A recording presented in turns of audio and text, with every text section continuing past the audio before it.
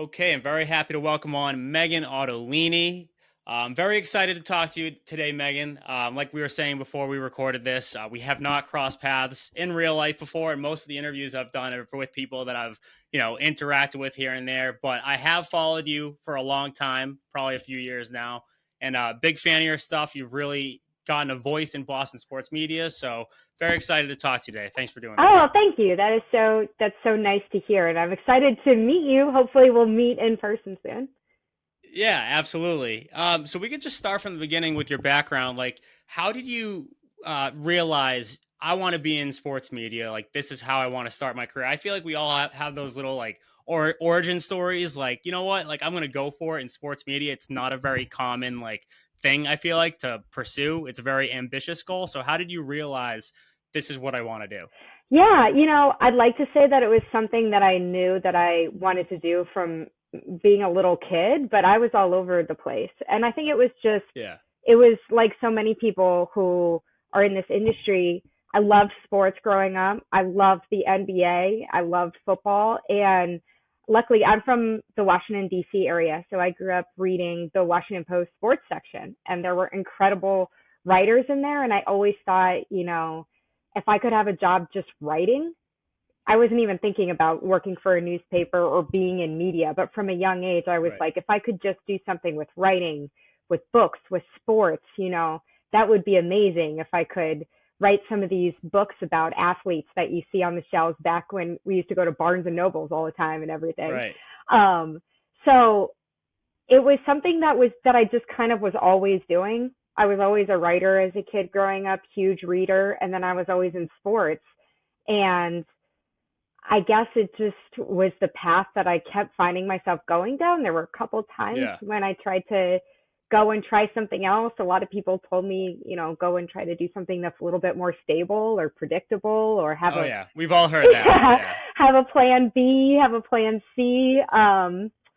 And I came from a family where nobody was doing anything in media. Nobody was doing anything Right. outside of science. So people in my family were kind of like, how are you actually going to find a job in this? Um, Right. so I think that's a lot of people's experiences. You just keep getting drawn back to it because it's what you love. So was it always sports that you wanted to get into? Because I know you were at the Herald and you did a little bit of everything there. You did a lot Yeah. of like field reporting. You were on camera, you were behind the camera, all that good stuff. So was it always sports that you had your mind on, or did you not really care as long as you were in media? It's funny, I always loved sports. Like I said, I was an athlete growing up and I was an athlete in college. And I always thought that if I was going to go work for a newspaper, that it would be in sports. And then when I was in college, I went to GW in DC, and I had so many professors who just kept telling me there's not going to be any jobs in newspapers. You can't, this is Right. not a good path to go down, which is what people will always say in, in any Yeah. job. So I kind of pivoted to the broadcasting route. And when I was doing broadcasting, I think I was just so desperate to get work that I was kind of Right. like, if I can get reps doing news, if I can get reps doing the weather, I'll go wherever there's jobs. I Right. hate to say it, but I was graduating around the recession back in 2010, so I was just desperate to get reps and work and Yeah. opportunities, and somehow I just kept going back to sports. I think because that's where my heart was. Yeah, I think the other part too is like we both came up probably at a very awkward time where newspapers are on their way out. We don't really know where the digital media field's going. I mean, it was blowing up, but we had no idea that Twitter was going to be what it is Right. today. Like we have no like my thesis my senior year was on just like Twitter and sports journalism. If I did that now, I think it would be a very different thesis. Yeah, So probably what a more controversial one. 100%. So what brought you to Boston from the DC area? Like what made you decide this is where I want to settle down? So I decided when I was going to gear more towards the broadcast side of things to go to Boston University for a graduate program. And I was specializing in sports broadcasting there. And of course, when I got there, again, I was like, I might as well just go as general as possible because I Right. originally picked Boston. It wasn't too far from DC. I loved the area. I love New England. And I thought there's no better place to get a foot in the door in sports in Boston. It's the best sports media market in the country, in my opinion. Yeah. And then I fell in love with the city and I stuck around and I got a job actually working for a business magazine that at the time was operating outside of Framingham, Massachusetts. Okay. And I was doing digital media. I was doing basically video reporting and broadcasting for them. And they were sending me all around the country to these different tech shows and everything. And so I was getting a lot of reps, but I was also feeling, again, like this is not what I want to be doing 20 years from now. At some point Right. Yeah. you have to decide this is a really good experience, and it's at the time it was a great professional situation, but I knew that I needed to eventually do something else. Yeah, at that point in time too, you're told a million times like you have to do everything Yeah. or else you're not going to, like, even if you are only trying to be a writer, only trying to be on camera, like you have to do both or else like someone else is doing both and they're going to get the job over you. Like that's what I've always was told. I'm sure it was the same for you. And that obviously helped you at Boston Herald. Like I said, you did a little bit of everything there. Tell me a little bit about that experience working there, getting your start, all that. Yeah, it was crazy. I actually, you talk about Twitter with journalism, and even back then, it was probably 2014 or 2015, somewhere around there, where the editor at the time from the Herald reached out to me because of something that he saw that I put out on Twitter and asked me if I could basically do a similar story for them. And it was great. I jumped at it and I ended up started working as a stringer basically for the newspaper where I might do a story a week for them. I would write for them and there would always be a video component. And I just did a couple months of that. And I was so lucky that it happened to time out during an occasion where somebody was leaving. And so they brought me on and then I was able to get into the Herald, which, it's hard, I think, sometimes for people who are focused on TV or radio to understand that felt like the biggest breakthrough in the world because Right. finally I was getting access to not just the biggest stories in the city, but I got to start covering the Patriots. I got to start covering the Celtics. I even covered a Red Sox World Series run and eventual win. And so it was all of a sudden just being thrown in the deep end of the local sports landscape. And it was like the best thing I could have imagined at the time. Now, during this time, you're also, like you said, building that presence on social media. And I'm sure like that is probably how you've gotten a lot of opportunities because you have such a good presence on Twitter. Like that's how I found you. That's how a lot of people found you at this point. And I think I bought the stock low at what, like I bought like a few years ago Okay. and you've blown up since. But no, it's been great to follow. And have you had any like influences over this period of time, like where it's like, I want to be like them, like maybe not exactly because you want to carve out your own role, but someone you looked up to in this industry before everything? Absolutely. I mean, Jackie Mack, of course, because I am a huge basketball Legend. fan. Exactly. Even just seeing the recent promotion of Doris Burke is really inspirational to me because I find myself operating in a space that is predominantly men. And you can say that for a lot of spaces in media, but definitely in sports radio, it's 100%. It's like 95% men. And to see her kind of elevates that level is really cool for me.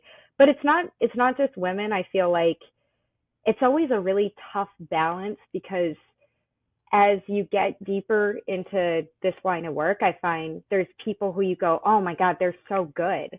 And it almost feels unattainable. And sometimes you find yourself falling in step with them or, borderline thinking, well, they did it this way and that's such a different way to come at it. And maybe I should do it that way. Story of my life. Yeah. I think everybody in this industry. So I always try to remind myself that, it's your own personality that people have to attach to, and on the opposite side, it's like that in turn means that I'm definitely not going to be for a lot of people because I just don't think you get anywhere by being like, oh, I'm going to do what Phil Perry's doing with his draft because I find that so impressive, or I'm going to do what Amina's doing with her NBA coverage. Like none of it translates when you're basically just looking at somebody else and parroting them. Does that make sense? Yeah.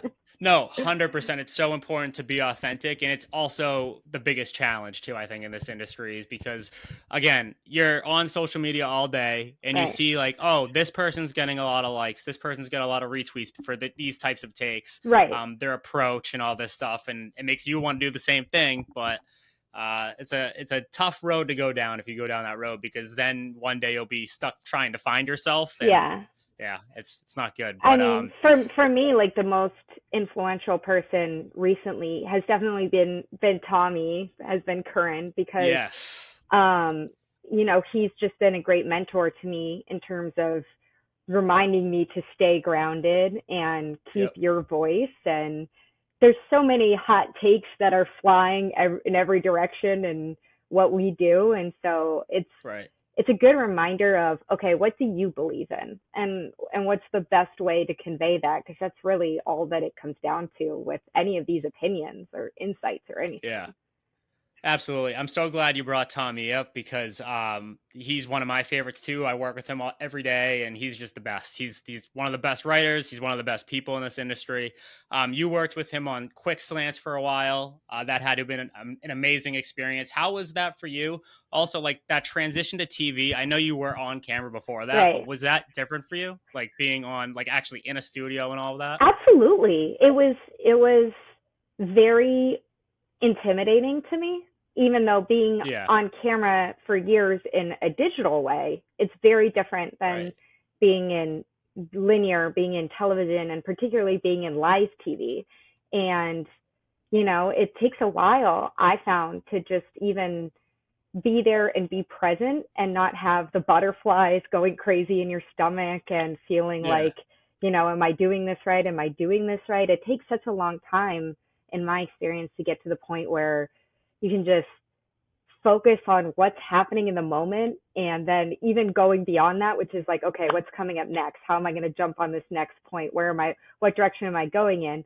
And when Right. you meet someone like Curran and you work with him, he's so quick and it's Yeah. super fun, but you realize that's years and years of doing this work. Nobody gets Right. there, doing a season of a show or two seasons of a show, and it just reminds you, it's very impressive because you watch that and you go, oh, he's just having a good time. You say this about anybody, about Michael Hawley. They're Yeah. just up there having a good time and they're just giving it back and forth. And it's like, no, this is decades of work to be able to just be this comfortable and fun while being very informative and very compelling.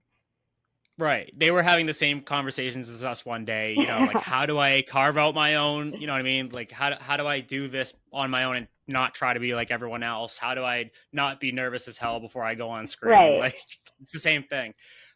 So co-hosting Quick Slants, that was like had to been one of the coolest experiences. Then you turn that into a role with EEI.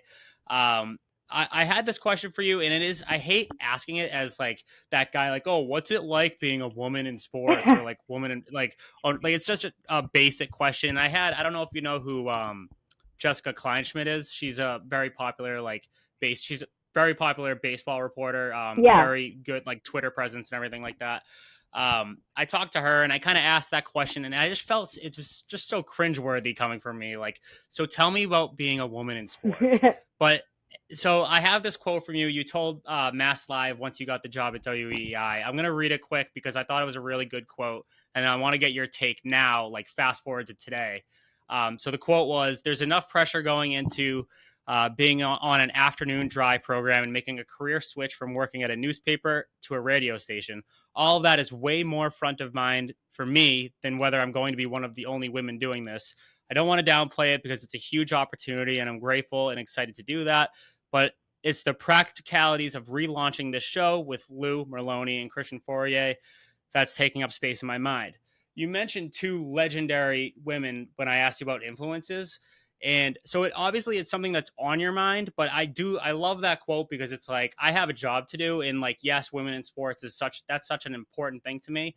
But I have, in the end, like the important thing is I am a person on the job. Like, is that how you felt when you were kind of giving that quote? Like, yeah, it's a great thing that I'm one of the only women to do this, but that's not the only thing. Definitely. And I still feel that way. I think I may have been a little naive as to how different the sports radio space is than working in the sports section of a newspaper or even working with NBC Sports Boston. Right. It is a super male space overall, like Yeah. super male. And I've just been really lucky, I think. I'll say I've been fortunate that both the show with Lou and Christian and the show that I'm doing now with Jones and Arcan, that Mhm.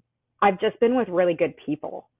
And I think what's made my experience at EEI really positive so far, I've only been there for a little over a year full time, is that the people that I've gotten to work with are they're just nice, normal, Supportive. smart, Right. you know, uh, empathetic people. And that's more important than, hey, if I was doing a show with another woman or if it was with Right. a guy in their 20s or a guy in his 60s, at the end of the day, it's like if we're all working towards something together, it's just not a given in a lot of jobs. Yeah. And I think that's made it really much easier for me than I know some other people in this profession, is to have people who you feel like you can trust and who are genuinely on your side, especially when Totally. things go a little sideways or, there's mean people out there or you, Right. Always. you, There's always going to be. you feel like you're getting picked on and you're going like, oh, is it because I'm the girl and they don't like the sound Yeah. of my voice or this or that? And it's like, well, at the end of the day, it's really important to have people who know what they're doing and you feel like you can trust them both to confide in those things and that they have your back. It just happens to be guys in what I do, you know? How have you adjusted to that? Like now you are such like you're heard every day on the radio. You're always gonna you're there's gonna be so many more critics now of you who don't even know you. Like they'll just tune in for 10 minutes and then like they'll just have their opinion based off whatever you said that when they turned on the radio. Like being a woman on radio, like that opens yourself, like since I think you're the first woman to hold that position afternoon drive, like that's crazy. So like that, like have you had time to reflect on that first of all? Like now after giving that quote and everything, it seemed like you were going into it, like I said, just like this is a job, I got to do the job. Have you had time to reflect on it a little bit? Not really. Because I mean, Really? Okay. it's kind of, you're in it every day, with the Yeah, yeah. job, there's no off season. It's not like being a beat writer where you're slammed for 5 months and then you have your preseason, your off season, it's just kind of, Yeah. all right, we got to keep it rolling. I don't know. I guess I just don't think of it that way. Part of it may be Yeah. that I didn't grow up around here, so some of the local legends who have come through the doors and who have come and gone, I'm aware of their work and I'm very impressed by their work, but it's a little different, I think, when you're coming from when you grew up in another market and you're coming from the outside. Yeah. I think in a way it's a blessing because if I sat there and tried to think of, oh, there's this responsibility of this or that, I would probably overthink the entire job. When at the end of the day, we're going to go on today and we're going to talk about Ezekiel Elliott versus Dalvin Cook, and then we're going to, Right. it's like we're not doing brain surgery. Yeah, it's you would think the way a lot of people react that we are doing brain surgery, but you would think that that's how. We'd have a lot of dead patients if we were, if it was the version That of that, is because we mess that up a could lot. not be more true. Totally. Yeah. So, how much of a challenge is that dealing with the criticism? I guess like it's a topic that I talk a lot on here because it's something that I have struggled with. Admittedly, like trying to have my own voice is. I'll say like a simple take on like Heim Bloom, for example, Mm-hmm. and then there's going to be some people, maybe you have like few people who agree with you. And then there's the people who really disagree with whatever it is. And sometimes it's personal. Yeah. How have you adjusted? Because I'm sure like it's magnified times 1,000 for you. Like, how do you deal with that criticism on social media, on the radio, all of that? I think it's something that you never can really master. And I've definitely gotten better at it than a couple years ago where I was.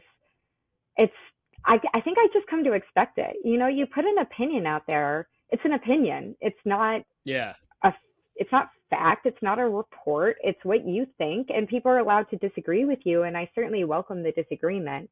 What I don't Right. welcome is just people who are reacting to me because of how I look or how I sound instead of what I'm talking about. It's one thing if you think that my opinion's stupid and you say that's a Yeah. stupid opinion and this is why. I think that's totally fair game. But if it's you're not even listening to me or you're not even reading anything that I write and the reaction is just, well, this horse face girl on radio, blah, blah, blah, I wish it was this instead. It's like, okay, well, the end of the day, that's not really I can't really respect that feedback. So like No, definitely not. and there's so much of that honestly that at some point it's hard for any of it to really stick out.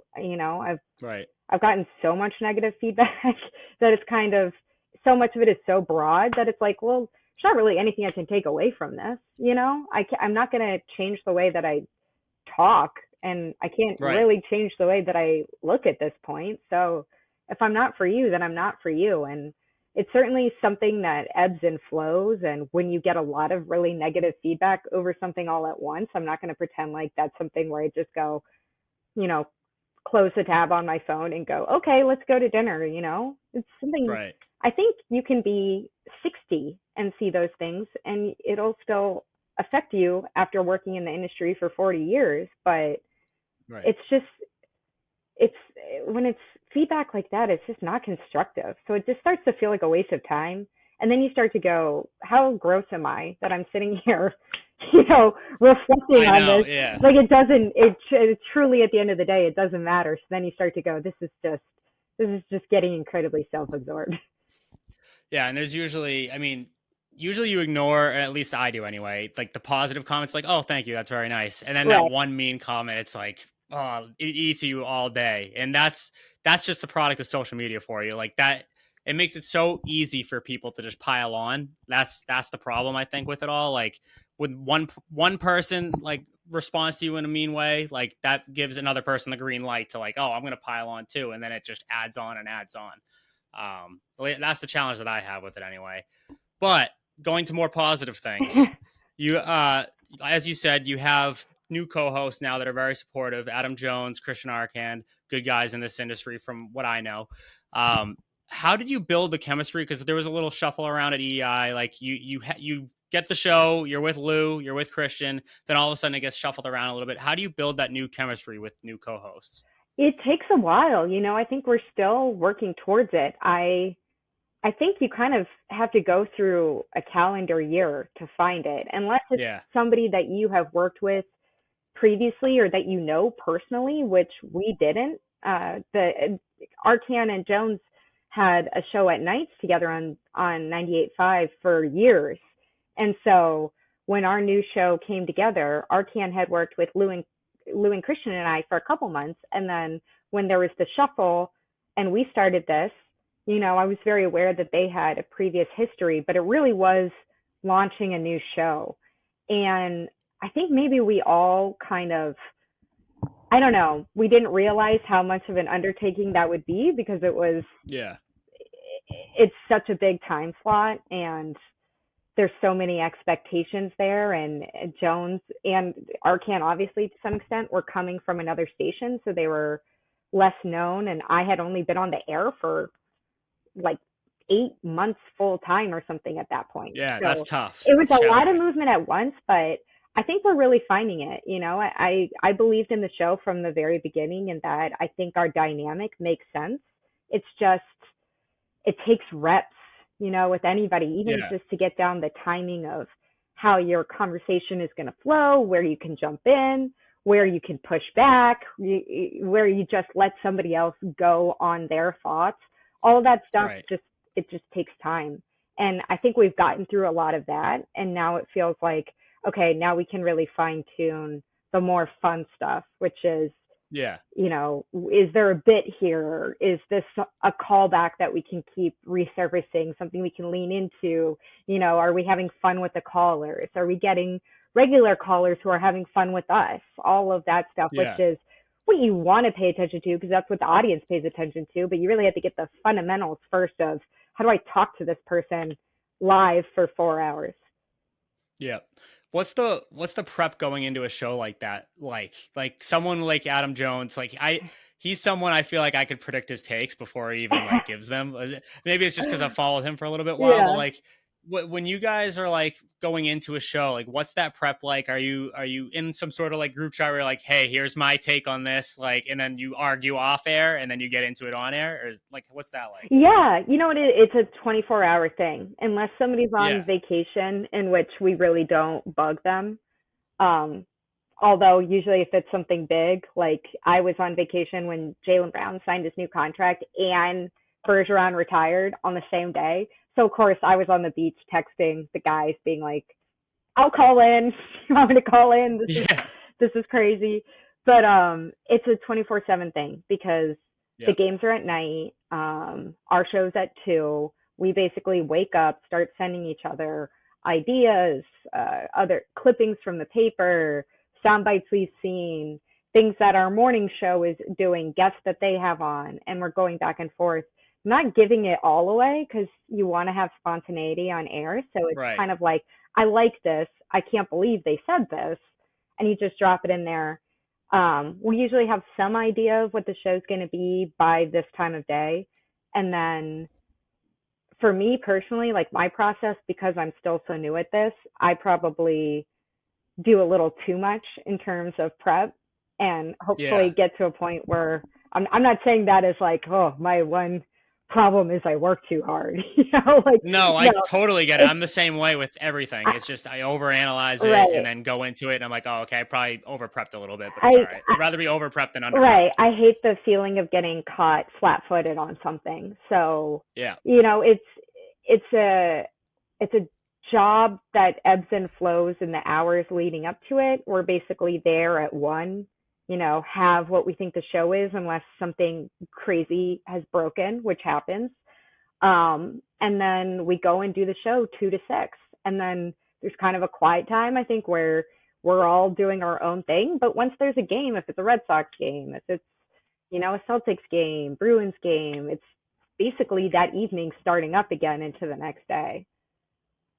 Got it. So, what have been some of your favorite moments working, not just at WEI, but just in sports in general? What are some things that have been rewarding along the way or just a cool moment, anything like that? I am somebody who still loves being on location. I think that's one thing that is a little weird about what we do is that you get into it in part, or I got into it in part because I wanted to be at the games. you know, I wanted to be Yes. in, Yes. I wanted to be in the locker rooms, and that was always such a cool opportunity for me. And Right. so I still get to do that, not as much as I used to, but it's something that I still think has a lot of value when you're talking about sports every day is going and being on location and facing the people who you're talking about. Right. Right. Very true. Not everybody feels that way, and some people think it's the total waste of time at this point. Yeah. But my favorite moments, I've had great shows and I've had so much fun on radio and TV, but my favorite moments are still at games, being at the AFC Championship with the Patriots and being at the World Series, at a World Series win with the Red Sox and Yep. being in the finals uh, 2 years ago now with the Celtics and being able to go to San Francisco for the finals. It's to me that stuff is just that's what will always jump out because it's the on the one hand, like the slog of the job is being there for 9 hours and doing that whole Right. thing, but I don't really have to do that whole slog anymore. I kind of just show up now and Yep. do what I have to do. Absolutely. Yeah, I would agree with that. It's funny because when I was interning, I did all the like on location. Like I went to 2013 Bruins Penguins Eastern Conference Finals. Nice. And that was like the coolest thing. That was the coolest experience. Like it was the Bergeron overtime game winner, like amazing. And now I feel like now that I work in sports, it's just like just work in the office, work in like so I guess the moral of the story is if you're still doing those things, like take it like don't take it for granted if you're Yeah. interning at those places and doing those things because I wish I was still doing that stuff instead of just being like remote or, like in the office for 8 hours a day. Like that, I would agree. Those were my favorite experiences too. What about like biggest challenges? Gosh, I think just living, this might sound a little too like woo-woo, but being able to live with the unpredictability of the industry is something that Okay. Yeah. takes It's a getting good used answer. Yeah. to, because even when you feel like, oh, I've just gotten a big break and I've just gotten a big opportunity, the economics behind all of this is just stuff that is so far above my pay level and out of my control. Yeah. And sometimes it can feel like, oh, wow, you look around and you go, I can't believe, there were those layoffs at that place, or there were, that person got demoted there. And for me, it's like you kind of always look over your shoulder because you think, okay, Yes. I need to know what's coming next. And it's just the, I don't know, the challenge of going, okay, you're never going to know what's coming next. And you don't know if it's going to be Right. ultimately good or bad, or how you can turn it into something else. And if anything, that was in the pandemic, that was the biggest challenge because I was I working. was gonna say the last 3 years, I feel like we've seen more of that than ever, and Yeah. it's scary. Like for anyone like trying to settle down and have a life and work in Yeah. this industry, I couldn't like that is the biggest challenge. But And continue. no, it's just I don't that's something that's still a constant challenge for me. That's the stuff that keeps you up at night. For me, it's not like Twitter mentions of being like, you're so annoying. Totally. I wish you weren't ruining the radio station. It's, oh my gosh, what's gonna happen 2 years from now? Where am I gonna be 5 years from now professionally? And it's not that way in every industry, but for all the upside that our industry has, I think that's a major challenge. And again, something that I don't think goes away. You can get to a point Right. where you have a very nice nest egg or whatever, but then you probably have a family and you have a mortgage and you have Right. all these real responsibilities, not responsibilities of like, okay, rent and a dog that I have to feed. So Right. Yeah, totally. And I think that is why it's so important, like to get your reps and get so much experience in all these different areas. Obviously, you've done that and you've built like a great, like I said, following. You've kind of, I don't want to say you've officially made it. Like it sounds so corny. Like you've made it in Boston sports, but like you have, like you're doing very well for yourself. What do you think has been the key to your rise in Boston sports media? Like what do you think was like the moment that was like, okay, like this is working? well, thank you, first of all. That's so generous and is really boosting my ego today. I don't, That was the goal. That was the goal. I don't know. Like I said, I mean, there's a point when I got the job at the Herald, I spent, and there were so many other people at that newspaper at the time who I worked with who had the same feeling, walking around the newsroom just going, I can't believe they're letting me do this. I can't believe they're sending me Yeah. out to talk to this person and actually ask questions and be face to face with them. This is insane. And I don't know that there's any one key. I think I spent a really long time just saying yes to everything. And as cliche and annoying as that is, I think the best compliments that I've been given in my job from managers has been, okay, you made my job easy because you got to be accountable. You got to basically be just an easy employee.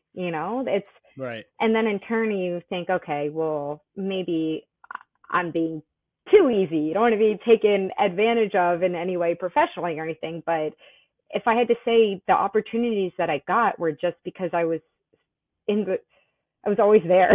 Like Yes. a Yeah. lot of it is being in the right place at the right time, but Yep. you have to be available and you have to be willing to do stuff that you don't want to do. And you have to not complain about the stuff you don't want to do, because ultimately it's always one thing leads to another. One person you meet leads to another person who you'll meet. And doing all of that without expecting that that's going to come down the road. Because there's certainly been points in my career, as short as it's been so far, where I thought, oh, I thought this opportunity was going to come through, and it really Right. hasn't. And now I feel like I don't know what direction I'm going in. And, you know, three different employers have basically turned me down after I thought that something was going to come through there. And I just think any success that I have, so much of it has been luck and people taking a chance on me, but also being in a position where you kind of work a lot.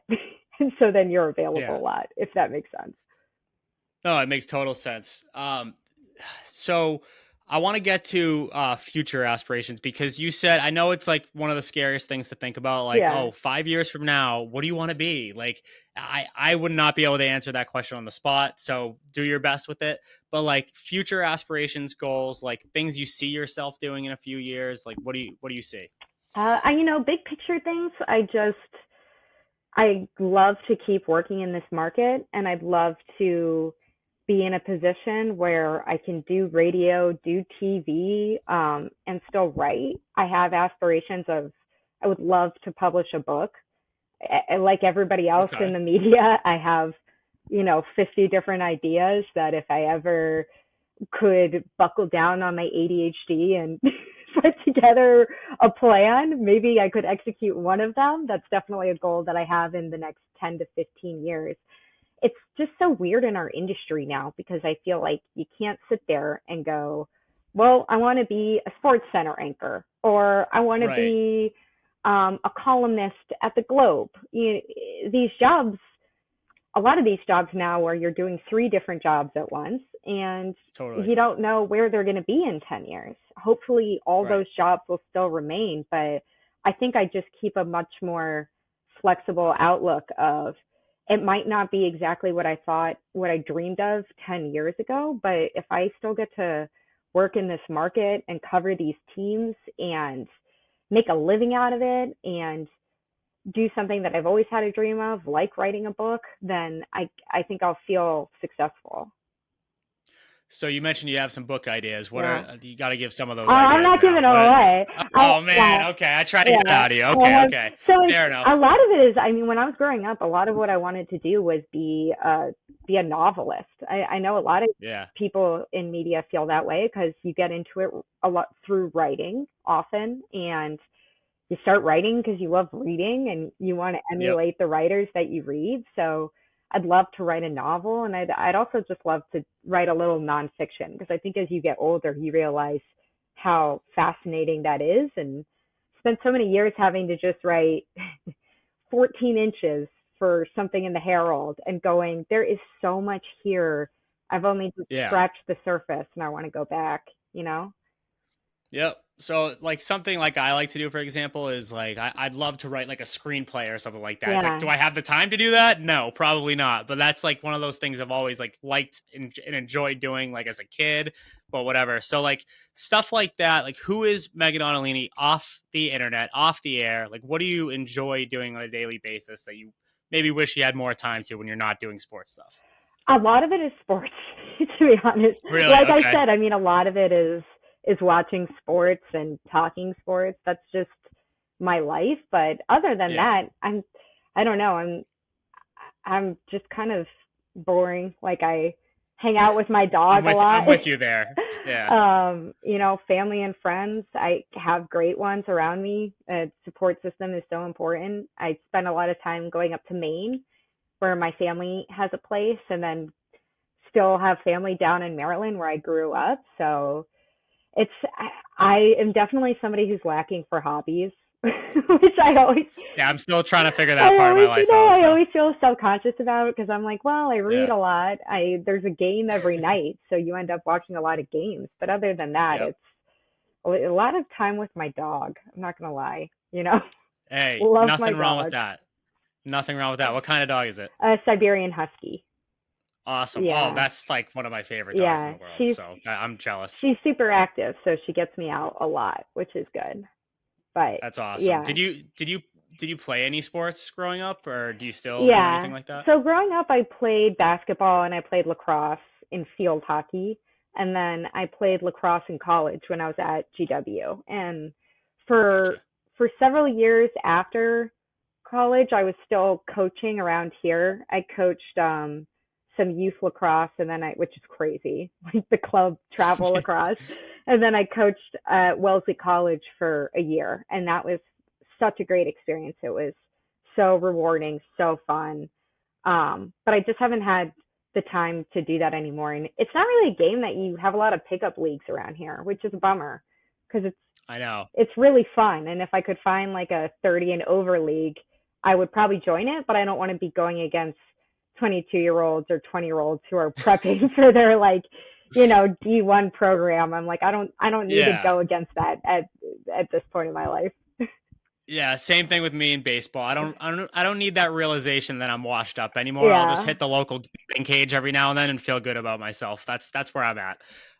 So we'll wrap up with a few Boston sports questions here. Maybe I'm getting a little preview of your show today, so that'll be good. Cool. So I want to do one big question for each Boston sports team right now. Probably what I would say are they're kind of general, broad questions, but whatever, who cares? Okay. So first one, we'll go Patriots. General expectations for year 3 of Mac Jones. How do you see it going under Bill O'Brien? It's interesting. I haven't gotten to be at camp this year, and we haven't seen him in a preseason game yet. It does seem like his confidence is being built back up with Bill O'Brien in that system, and I think that's going to be a huge part of it. I expect him to be better than he was last year, obviously. To me, the bigger question is he going to be better than his rookie year? He should. And if he isn't, then that's going to make me give a little side eye because he had a great rookie year, but coming in, the expectation was super high floor. Where's the ceiling? And if he's already at least grazed the ceiling with his fingertips in his rookie year, well, that's fine, but I don't know that that's enough in the division that you're looking at least for the near future. So I expect him to be better than his rookie year. That would be a successful season to me for Mac Jones. Yep, I'm with you there. And I guess I'll do a little bonus question just because we had news yesterday. Thoughts on the Zeke Elliott signing? Do you really think much of it? Do you think it's a big addition or like a who cares? I think it's a big addition. It was an area of need that they had. Ramondre is an every down back, but at the same time, you put so many miles on him last year, and I think you saw him break down a little bit at the end of the year, at least be ground down. I don't know who Zeke is at this point with the mileage that he's had. Everyone goes, well, he's only 28. He's 28 with the reps of a 32-year-old. So we'll see. He's still a red zone threat by all accounts and by his stats, and that's an area that the Patriots were so dismal in last year that it can only help. What's really intriguing to me is that his contract has way more guaranteed money than I expected.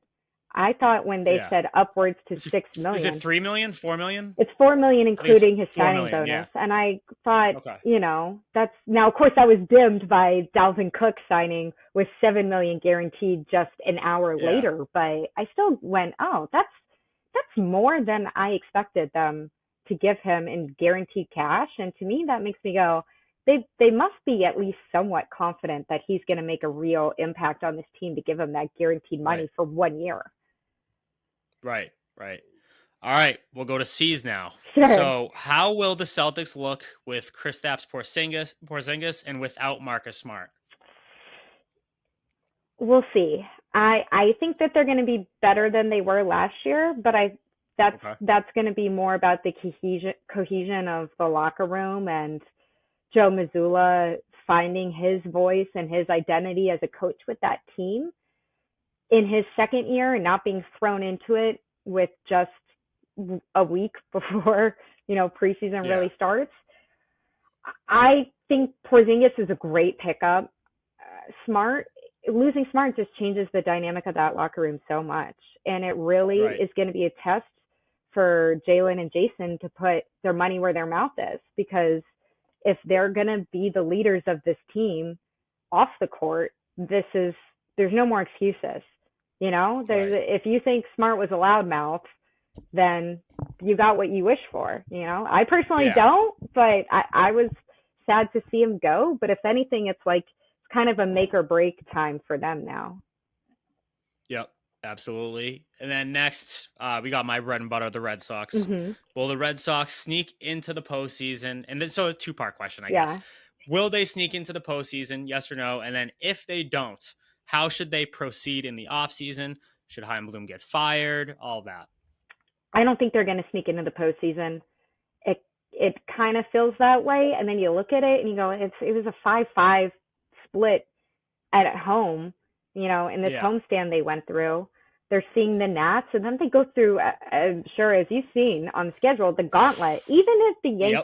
The Yankees are just limping through the season right now, it's still that law of averages where you've handled them a lot this season, and I'm just worried that the Sox are basically going to do what they did with the Blue Jays, where Yeah. water finds its level. You're both kind of pretty average to somewhat sub-average teams, and so I don't have a huge confidence that you're going to handle them. And you got the Dodgers, you got the Astros twice, you've got the Rangers, you've got these teams that are just firing on all cylinders. Look, Yep. if they get through that, then I'll be blown away in terms of what they should do in the off season with Heim Bloom. Like, there's what I think they should do and what their plan is. We'll probably do, right? Right. And I don't like this approach from front office and ownership. I don't, for the several years that it's taking to get through this process. It's just, I don't have the patience for it. I don't like watching the product. I find it really frustrating. So I would like there to be some kind of change, at least in strategy, not like Heim Bloom's got to go, but it's time to execute the next step of the plan and spend some money in the off season. Yes. So I just want the approach to change, because this small market thinking, this biggest goal, get under the luxury tax, it's just so boring to see Yes, it is. That's year a good way after to put it. year. Yeah. Yeah, I think that's a very rational take. I think even the biggest Heim Bloom fans are going into this offseason, like, say they missed the postseason, like, okay, 2024 better be some sort of significant step forward, because if it's not, what are we doing here? And I feel like the last few years we've just been like, oh, wait, 2023 is the year. Though, like, that's the year that we're gonna see the step forward. There might be a slight improvement, but it's not like anything drastic. So if 2024 is not, yeah, I agree with you there. And then lastly, we'll wrap up here. We had a couple of retirements. We had Patrice Bergeron retire. We just had Krejci retire yesterday. Has the Bruins championship window officially closed? Where are your expectations for this upcoming season in that case? Because I remember this time last year, I was like, I don't like the Bruins this upcoming season. I thought they were Yeah, going to suck. And then they just have like a historic season. Obviously, they lose in the first round. But I guess, so do you believe, first of all, that their championship window has closed officially? I do. I do. And it's not just Bergeron and Krejci retiring, which feels like completely closing the door. It's a nice Yeah. kind of ending to what was just a horrible, premature, you know, ending to the season. It makes sense, I guess, is what I'm saying. Not nice, but it makes sense. Yeah. It's just the situation that they're in with the cap now. They pushed all their chips to the middle of the table, as they should have, to try to win the cup last year. And now they kind of have to take their medicine. And it Yeah. seems like a lot of people are struggling with that because it was such a disappointment in the postseason, and they don't want a bridge year. They don't want to rebuild. The Bruins, to me, are just a franchise where they're not going to be irrelevant. I don't think they're going to be terrible this year, but Yeah. I wouldn't have championship aspirations for them. Then again, I would say you look at the way that the Stanley Cup playoffs work, and sometimes, or often, I would say, the regular season, it's just no indication of what can happen in the playoffs. You get a hot goalie, you get something weird, in another series that goes your way. And so Yeah. you never know, but it's certainly not a team that I have my eye on the way that I think about the Celtics, where I go, okay, you guys got to get back there.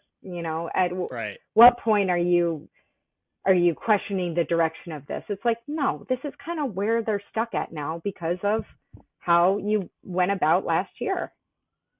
Yeah. And then we'll wrap up with this. In order, those four teams of like when they'll win a championship from first to last, in your opinion. Well, it's got to be Celtics. Look, Yeah, it's just I would agree with you there. it is time. Just go.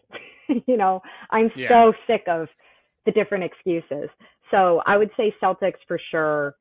And then it gets interesting. Like I Exactly. do think the Red Sox feel far off. The Patriots feel far off because of their division primarily, but I there's a guess it's a lot question there. of like, I guess it's a question of where do you see them progressing right now? Like who's ahead of who? Because as Yeah. you said, after the Celtics, it is just I don't know. Like so that's why I thought it was an intriguing Yeah. question of just like who's next, you know? Well, Like where should we be optimistic about after the right. I Celtics? honestly think that the Red Sox, they could make dramatic moves and Yeah. and find themselves in contention. Again, that's just the way that baseball works, where if they decide to have a dramatic off season and then go all in and really spend some money, as we've seen with the Mets, it doesn't equate, or San Diego, it Yeah. doesn't Yeah. equate a World Right. Series, but it certainly changes things quickly. So, as crazy as it sounds, I would probably say Red Sox, Bruins, and then Patriots. And that's Okay. the Patriots are just, it just feels like they're kind of stuck in neutral in terms Yeah. of the subtractions and then the additions that they make. I'm not saying that they're going to be a bad team. That division is so competitive on paper. Yep. Maybe they've found something going into the season, whether it's Pop Douglas, whether it's, having gadget packages that they put together for Malik Cunningham. Maybe they'll have a historically great defense. Maybe Ezekiel Elliott will be this incredible red zone threat, and maybe all these things will combine to a real underdog championship team. It just feels it feels like a bigger challenge than some of those other teams are facing. Yeah, it's a strange time to be a Boston sports fan. That's for sure. We're Yeah, not very used to this. But anyways, thank you so much, Megan, for doing this. sure. Very much appreciated. And like I said before, I hope we cross paths off the internet sometime. That'd be great. Absolutely. Thank you, Justin. It was great.